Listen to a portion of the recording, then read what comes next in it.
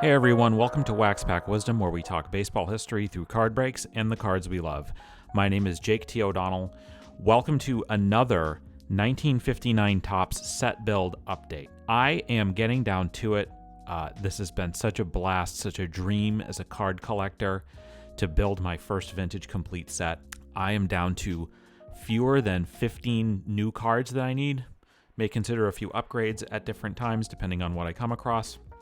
This past weekend had some terrific stuff that came in the mail, had some pickups at a card show, and today, recording this Monday the 16th, I think you'll see this on Wednesday the 18th, something came in the mail that I have been waiting for, and I'm so thrilled to share it with you, and it will be the last card that you see today.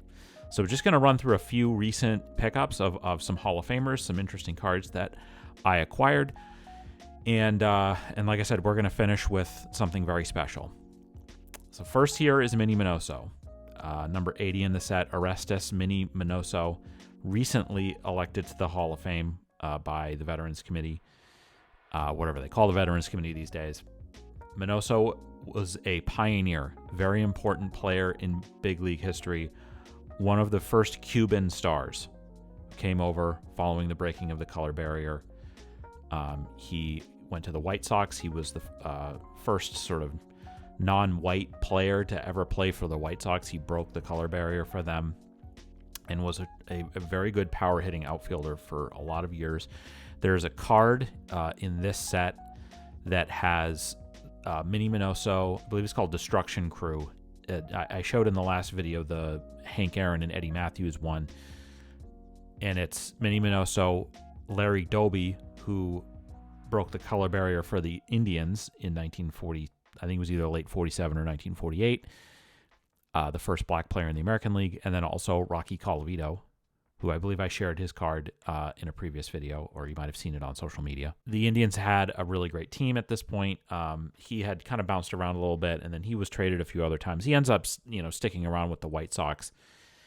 And then as the years went on, he had this reputation and this ability to, would come out of retirement several times.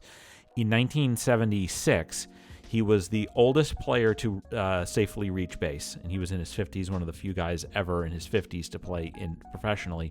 And then he also had an at-bat in 1980 for the White Sox. So he played Major League Baseball in 5 different decades, the 40s, 50s, 60s, 70s, and 80s. And he is only one of 2 players, I believe Charlie Altrock was the other one, who played in the major leagues in 5 different decades. Minnie Minoso, an absolute legend and a totally deserving Hall of Famer, and thrilled to have his card in the 1959 set. Next is Jim Bunning. And Jim Bunning, this was a pickup from my buddy Fish. Shout out to Fish, the Card Shop. Check him out on the X app. I believe he's also on Facebook, Fisher Norris. Check him out. I got this card from him. Jim Bunning is a Hall of Fame pitcher. He got his start with the Tigers, and then eventually made his way to the Phillies, which is where he was pitched sort of most famously. 1964, he throws a perfect game for the Phillies. It's the first perfect game thrown by anybody in the National League since 1880, if you can believe it. And he's one of only a few pitchers that threw both a perfect game and had an additional no-hitter later on in his career. So he pitched well into the 1970s, and then he left baseball and went into politics, and he's the only person ever in history to be elected to both the United States Senate and the Baseball Hall of Fame. So there you go, Jim Bunning. Nice card, a nice get there from my buddy Fish. Again, check him out. All right. This card is a high number team card. I don't think I'd showed a team card in a previous video, and this is a Yankees team card. The Yankees were in the World Series. They won, I believe, in 1958. They beat the Braves. But in 59, they were not in the World Series. It was the only year, basically, in that whole entire stretch. I think from 1949 until 1965, the Yankees only missed the World Series. They did not win the American League pennant only twice. Once was in 1954 when the Indians won, and they went to the World Series and lost. And the other was this year, 1959, when the White Sox won. But every year other than that, 48, 50, 51, 52, 53, 55, 56, 57, 58, 60, 61, 62, 63, 64. They're in the World Series every year. They don't win every year, certainly. The next year after this, 1960, they lose famously Game 7, the Mazeroski home run.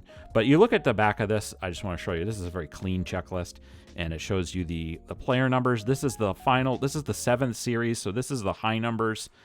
Technically, the high numbers start with Bob Hale. These other ones were not considered high numbers, and but this is a high number, and this is the checklist to show you the rest of the cards in the set. And there are some pretty cool ones. And we're going to get through all of them eventually, but it's nice to see. It's hard, and one of the challenges with cards from the 50s, from this era, is it's very hard to find checklists with clean backs because it was a checklist. It existed to be marked off. So it's rare to find them clean, and that's been a challenge for me in this set. I have two that I still have to find, the Phillies team checklist and the Cardinals team checklist.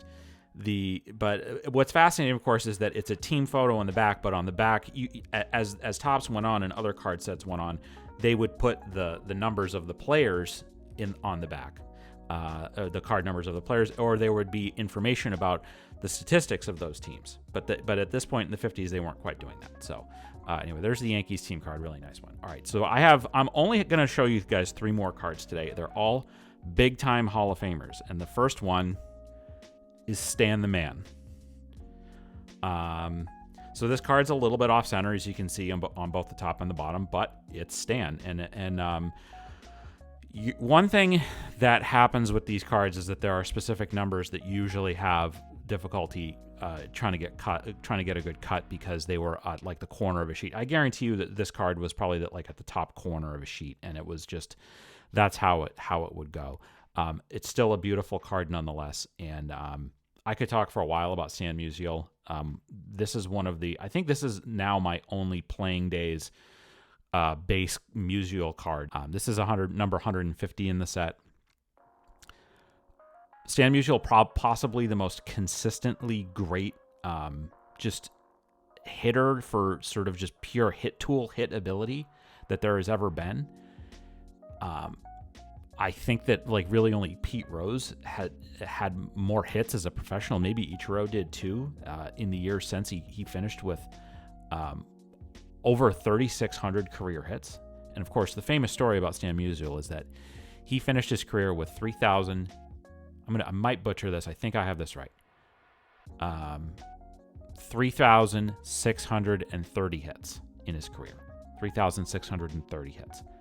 He had 1,815 hits at home playing for the Cardinals and 1,815 hits on the road. He had the same exact number of hits at home and on the road in a very long career. He played in the big leagues for another, I think, 4 years after this, and you just see the numbers here. The batting average year in and year out, oh my goodness. 350, 330. He had the best bet. Him from the left side, him and Ted Williams had probably the 2 best batting eyes ever. Just year after year after year, 200 hits. He was a great power hitter too. One of the all-time greats. So there's Stan Musial for you. Speaking of all-time greats, second to last card I'm going to show you today. This came in the mail from my buddy Tom down in South Carolina at Sock Alexis 2003. Hank Aaron. Again, it cuts a little bit off top to bottom, but it is still a beautiful 1959 Hank Aaron card, number 380 in the set. And I love Hank Aaron. I talked about Stan Musial being the most consistent sort of hitter in just as a pure, as a pure batting average type hitter. I think for my money, Hank Aaron is probably the most consistent power hitter year after year after year in the big leagues that ever played. From the age of 23 for basically 20 consecutive years, he was good for 45 and 100 and hitting over 300. One of the only guys in the 3,000 hit and 500 home run club. And I don't want to get into the whole, is he the real home run champion or whatever. I frankly don't really care. I don't want to. I have no interest in detracting from Hank Aaron's accomplishments in any way, shape, or form. You simply put one of the greatest power hitters ever, possibly the best, most consistent power hitter ever. And I encourage anybody to go and read about the things that he endured coming up, playing in the Negro Leagues, coming up to the big leagues, what he faced in the horrendous things that he faced when he was chasing Babe Ruth's home run mark. And then he spent years and years and years as an ambassador for the game, as an ambassador for the Braves after that. So I'm honored to own this Hank Aaron card. I do have one other base Hank Aaron card. It's a 1966 Topps one that was graded by SGC that maybe you'll see on the channel at some point. So that's Hank Aaron. So who's bigger than Hank Aaron in terms of popularity of the cards? I would argue that this guy did not have as good of a career as Hank Aaron, but the most famous player of the era, one of the most famous players of all time. And for my money, probably the second most important, most difficult card to acquire in this set.